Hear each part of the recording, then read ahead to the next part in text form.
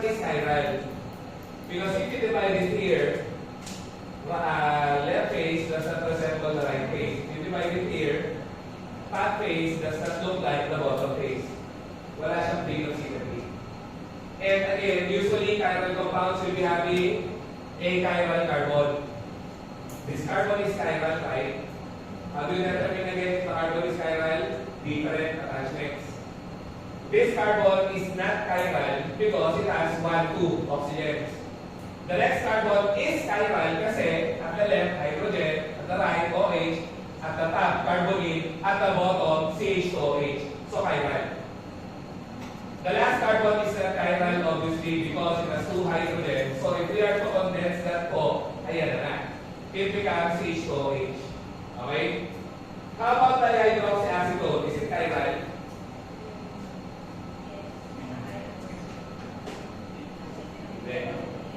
It's the only achiral monosaccharide. Ulitin ko, it's the only achiral monosaccharide. As I have said, your board examiners are fond of asking only unique properties of substances. So, the only monosaccharide without a chiral carbon is always dihydroxyacetone. Sometimes the question sounds situational.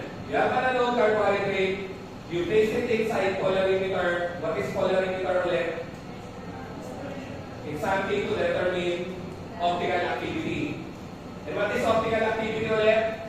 It's a property exclusive to chiral compounds. Doon sa hindi nakakasunod, ang tanong niya situational, may unknown ka daw na asukal, nilagay mo sa polarimeter, wala kang nakita optical activity. So, sino daw yung asukal? Dihydroxyacetone kagad. Kasi if there is no optical activity, it simply means the monosaccharide has no chiral carbon, has no chirality. So for the fourth time, siya lang ang nag-iisang achiral na monosaccharide. Hindi na natin kalilimutan forever sana. Okay? Sorry. So yun. Your glycerose nga lang can assume 2 isomers. If the OH is pointing to the right, it becomes dextroisomer. Uulitin ko, dextro, not dextrorotatory. That's different. Now, if your OH is pointing to the left, then it becomes your L-glyceraldehyde. So we are now entering a different type of isomerism, D and L isomers. Capital D, capital L, dextro and LIGO. Once again, they are not so related to dextro with a small d, kasi this one will describe dextrorotatory. Small l will describe LIGO rotatory. And what is being described by the two terms nga? Review muna tayo ito. Ano describe ng dextro LIGO with a small d, small l? Describes what? So, polarimeter nga. This one describes the optical activity. Again, if something is chiral, if you subject it to polarimeter, there will be optical activity. And what are the two types of optical activities nga? Ito yun, dextro LIGO with a small d. If plain polarized light is rotated to the right, what isomer is it? Dextro. If plain polarized light is rotated to the left, then it's LIGO. Ulitin ko, hindi yan related. Magkaiba yan. With dextro LIGO, optical activity. Capital D and L here, what? Describes what?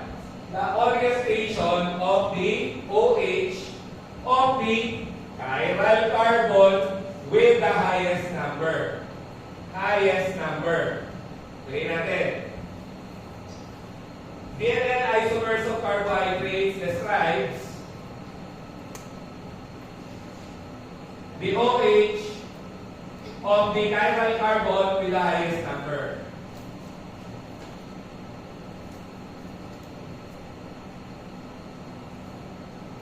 Okay? So that's found in books. My own rule is what? It simply describes the penultimate OH. What do you mean by by penultimate ulit? Okay, alam. Good. Second to the last, OH. Tama naman eh. Second to the last. Okay? And the second to the last carbon will more or less be having the highest number, and it will be chiral. When your carbohydrate becomes longer. For the case kasi of your glycerose, you only have one chiral carbon eh. That's why you have no choice but to look at it. Siya lang ang basihan mo, kumbaga. Isa lang ang chiral carbon eh. But for longer carbohydrates, you'll be seeing a lot of chiral carbons. And again, it should be noted na you will be basing your dextro or levo on the second to the last OH or the chiral carbon na with the highest number. Okay? So, if your OH is pointing to the left, it's LIGO. If your OH is pointing to the right, it's dextro. Now, what kind of carbohydrates do human cells use? Alin lang dyan yung nakikilala natin? Dextro lang. Dextro lang. Our cells can recognize LIGO. If your cells can recognize LIGO carbohydrates, you're no longer a human being. You're a bacteria. Bacteria lang ang nakakakilala ng N-isomers. And that's how sensitive isomerism is. Isipin mo, pinipin mo lang.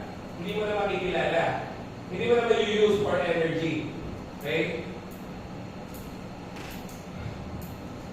Ayun na. That's why for glycerose, you're seeing two isomers na. D and L glycerose. Ayun na. Diba? D and L glycerose. Again, it's known also as glycerolenia. And again, by hydroxyacetone, you're not seeing any other isomers because it's not chiral. Tama? It has no chiral carbon eh. So, you can turn it in different directions and assume that it will be different. Remember, the rotation of the functional groups is only applicable for chiral carbons. If you change the conformation or configuration of a chiral carbon, the entire chemical property is changed. Nag-iiba talaga siya sobra. Just like in your track. Now, since it does not have any chiral carbon, if you rotate whatsoever functional group, no change in biochemical properties, physicochemical properties whatsoever. Okay? So, I hope you saw the pattern na agad-agad. For aldoses na, your carbonate is always a carbon 1. Your bottom carbon is always CH2OH. Your second to the last carbon is always OH pointing to the right. Therefore, you already have how many constant carbons? 1, 2, 3. And that's the tip. Instead of you trying to memorize all of this, there's a pattern nga. And during our time, ang ginawa lang ng teacher na, basta yung picture, mahala na kayo sa buhay nyo. Pero lang dito ito, no? Quiz na lang natin to next meeting. Naiba naman. Hindi ko pipay. Anyways. So we're through or done with glyceraldehyde, no? So let's have the aldotetrose. You don't have to copy. So this is just for you to realize the pattern ko. So again, as expected, aldoses will be having carbonate at the top. And once again, it's a tetrose, so it is expected to have 4 carbons na nga. And once again, your bottom carbon is always H2OH. Your second to the last carbon is always pointing to the right. Meaning to say, you're only going to focus on carbon 2 lang. Diba? Constant, constant, constant eh. Okay? And therefore, if you're seeing this nga, it's known as your erythrose. Erythrose. Kahit wag isulat ito. Nandun naman eh. Now, if you're rotating, so yan erythrose. Again, you can turn this, you can turn this, you can turn this already. The only thing you can turn or rotate is carbon 2. So if you're rotating it to the opposite direction, then it becomes treose. And I'm doing away with writing D. Kasi nga, all of them are D, D, D, D, D, D. D nga lang nakikilala ng tao. Diba? Kaya pwede na wala yung D. Oh, question. What's the origin kaya of the names? Who can explain?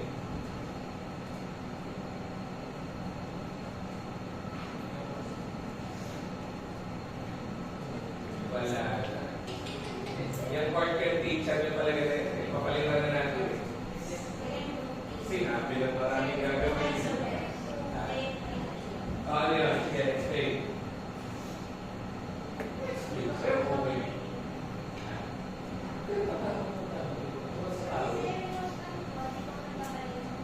Oh, hindi mo nalilimutan. Erythropoiesis enantiomers na raw. That's actually correct. Oh, how do you define an erythroisomer na? Yan. The priority functional groups of two chiral carbons beside each other are at the same site. Sir, how do we know the priority functional group? The group that is not hydrogen, siyempre. Okay, so OH is the priority functional group. So, it's located at the same site. If it's at the same site, then it's erythro. Now, if your priority functional groups nga are at the opposite side. Opposite side, trio. Basta opposite trio.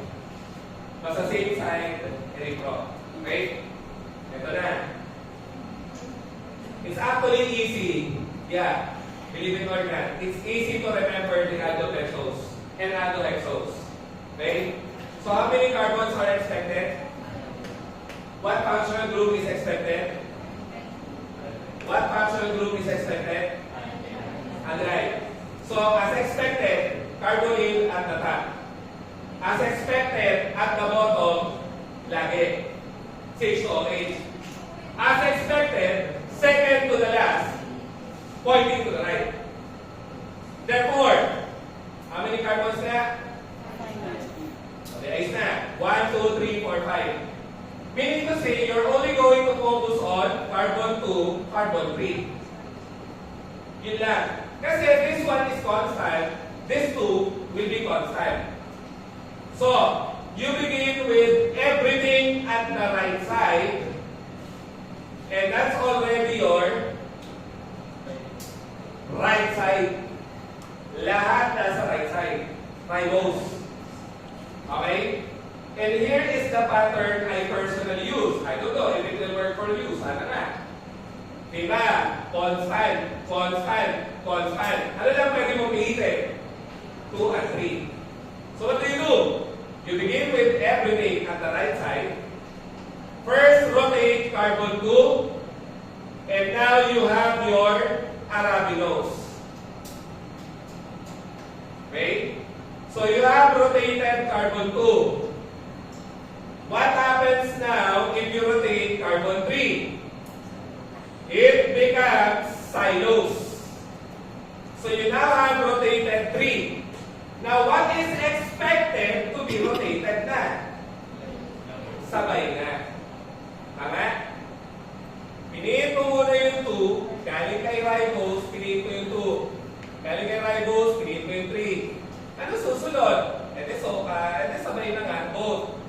So if you rotate them both, then you have your lysose. Lysose. Wala. Sabay na lang. Sabay na lang.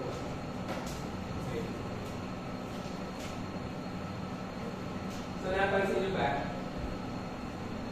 2, 3 sabay. Doon sa hindi nakuha. Nagsimula ka muna sa lahat right side. Ribose. Pinit mo yung 2, pinit mo yung 3, pinit mo sabay na. And it's easy to remember the pentoses because they sound like niggers name. Axel.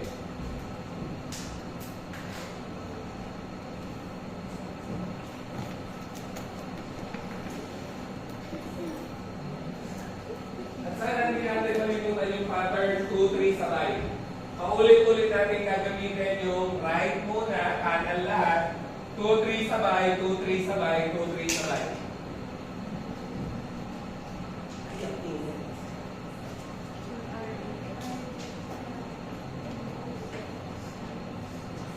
Let's go.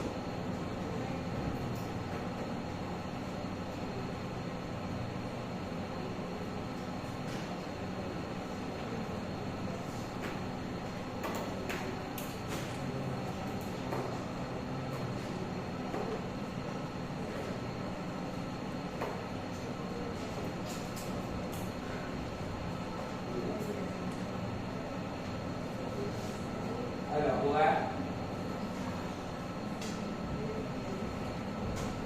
Moving on to the other exosomes. I want you to put a division between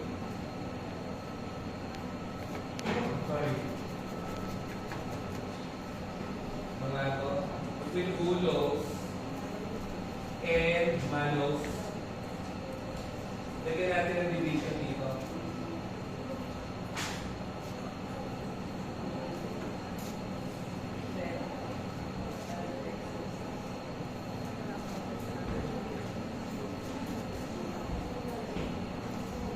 Okay, for your hexoses naman, any 1, 2, 3, 4, 5, 6. Again, you don't have to copy. Constant naman lagi yun. Constant din naman lagi yun. At constant lagi, yung second to the last, pointing to the right. Meaning to say, all you have to spin now is 2, 3, 4. So, again, you begin with everything at the right side. Ayan na nga, sana all. Alos. All. All nakaturo sa right side. Everything that you can rotate is pointing to the right side first. Alos. Constant. So again, if we stick with the same pattern, everything at the right, spin carbon 2, spin carbon 3, then sabay. 2, 3 sabay. So if we are to rotate carbon 2, it becomes your alprose. Nandun na yan. If you rotate carbon 3, and this is the carbohydrate that you must not forget, even in your sleep nga raw, kahit tulog, kahit nakapikit, dapat alam, glucose is the most popular aldose. Okay? At siya nga lang ang asukal na aldehyde with the carbon 3 OH pointing to the left.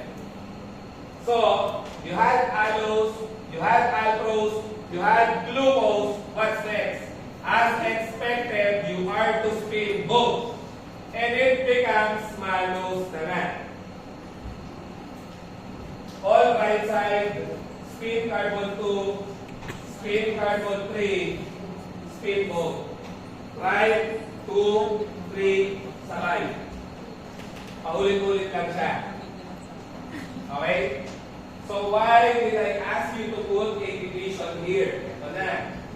Remember, we ended with mannose. So what are we expecting is the OH will point also to the left side. Because you have already rotated both. So what comes next should be carbon